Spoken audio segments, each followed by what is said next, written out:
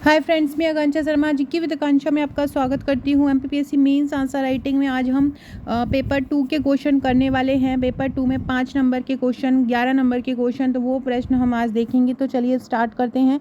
बहुत ही शानदार प्रश्न है, गांधी जी से संबंधित ये प्रश्न है। गांधी जी से संबंधित प्रश्न 1-2 हर बार ही पूछे जाते हैं। तो चलिए स्टार्ट करते हैं। ये मेरे लोकतांत्रिक विचारक जो पेपर 2 का है उसकी बुकलेट है। इसी प्रकार की जिस तरह से जिस जो मैं आपको वीडियो में पढ़ा रही हूँ, जिन नोट्स से वही आपको मेंस के पैकेज में मिलते हैं, उसी प्रकार के नोट्स आपको दिए जाते हैं।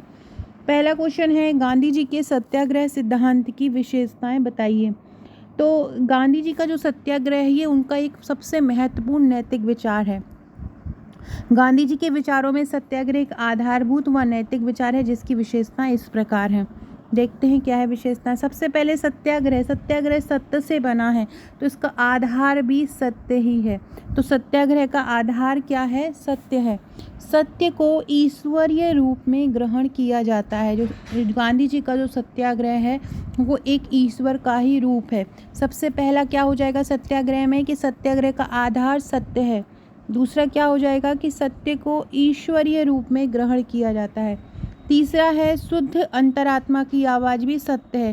जो अंतरात्मा की आवाज़ है वो भी क्या है? सत्य है। वचन कर्म से किसी भी जीव मात्र को हानि ना पहुंचाना अहिंसा है। सत्याग्रह में अहिंसा को भी स्थान दिया है। अहिंसा का ये मतलब नहीं किसी की मारपीट करना। अगर मन से, वचन से, कर्म से किसी भी जीव को अगर हानि पहुंच रही है तो वो अहिंसा के अंतर्गत आएगा। आत्मिक व सामाजिक उन्नति के लिए अपने प्राणों का बलिदान देने के लिए तत्पर रहना भी सत्याग्रह। आत्मिक उन्नति करना या सामाजिक उन्नति के लिए अपने प्राणों का बलिदान देने के लिए तत्पर रहना भी क्या कहलाता है? सत्याग्रह कहलाता है। सत्याग्रह धर्म पर आधारित युद्ध है। क्या है सत्याग्रह? सत्याग्रह धर्म पर आधारित युद्ध है। इसमें धर्म को मेन समावेश किया है। सत्याग्रह क्रांति की अवधारणा है। प्रेम, अहिंसा, सत्य और त्याग पर आधारित है सत्याग्रह। तो ये गांधी जी के सत्याग्रह की विशेषता थी, ये जो अपन ने पढ़ी हैं। अब अगला है, गांधी जी के अनुसार अहिंसा को समझा। फ्रेंड, ये प्रश्न पढ़ने से पहले आप हमारे ये नोट्स के रिव्यू भी देख सकते हैं। इसी प्रकार से नोट्स आपको पूरा हमारा पैकेज मिलेगा। अगर आप सॉल्व पेपर लेना चाहते हैं तो पिछले 7 सालों का आप सॉल्व पेपर भी परचेज़ कर सकते हैं। एमपीपीएससी मेंस का जो कोर्स है वो टोटल आपको इसमें 44 बुकलेट मिलती हैं, जिसमें 32 बुकलेट आपको 5 नंबर और 11 नंबर की मिलती हैं और 12 बुकलेट आपको 3 नंबर की मिलती हैं। साथ में इसमें पेपर 1 से लेके पेपर 6 तक के नोट्स कवर रहते हैं। हस्तलिखित हैं, प्रश्नोत्तर श्रृंखला में हैं, सभी नोट्स फ्लो चार्ट डायग्राम सहित हैं। इसके साथ आपको 25 व्हाट्सएप के पेड ग्रुप भी दिए जाते हैं।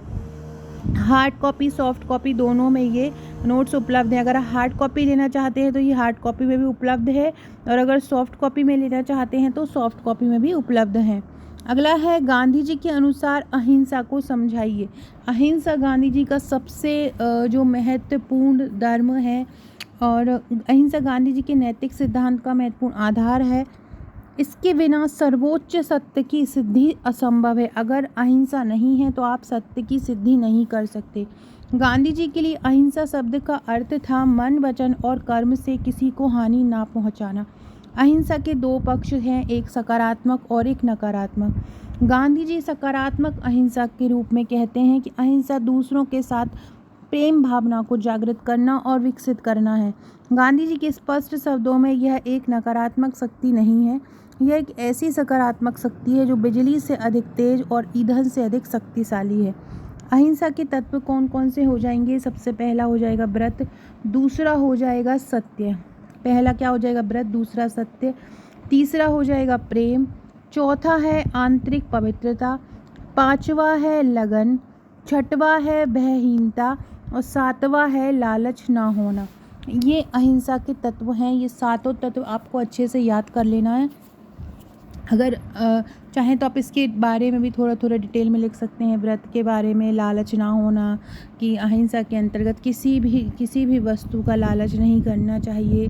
भयहीन मतलब किसी भी चीज़ से डरना नहीं चाहिए। लगन से काम करना चाहिए।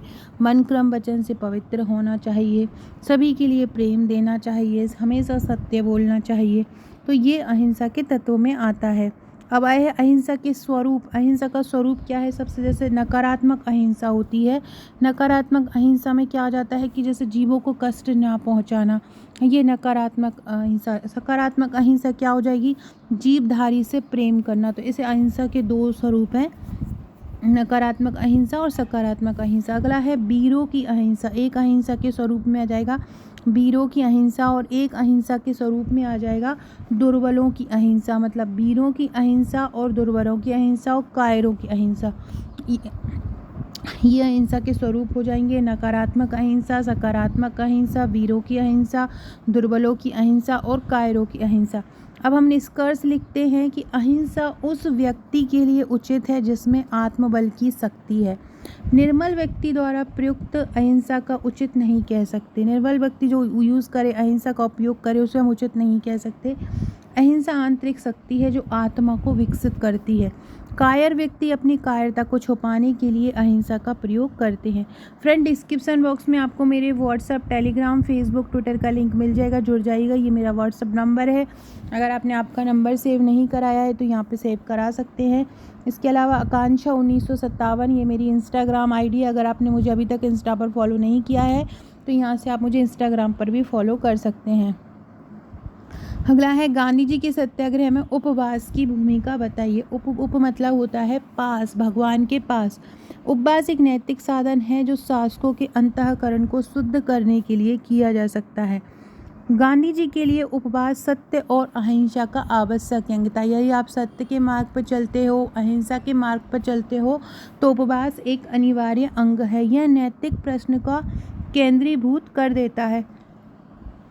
उपवास से शरीर निर्मल हो जाता है। निर्मल उपवास के संबंध में गांधी जी ने लिखा है कि आमरण अनशन सत्याग्रह के कार्यक्रम का अभिन्न अंग है और खास परिस्थितियों में वही सत्याग्रह के शस्त्रागार का सबसे बड़ा रामबाण शस्त्र है। उपवास एक आध्यात्मिक कार्य है। इसका रुख ईश्वर के उपवास जो है धर्म के लिए किया जाता है, भगवान के लिए किया जाता है, तो ये आध्यात्मिक कार्य है।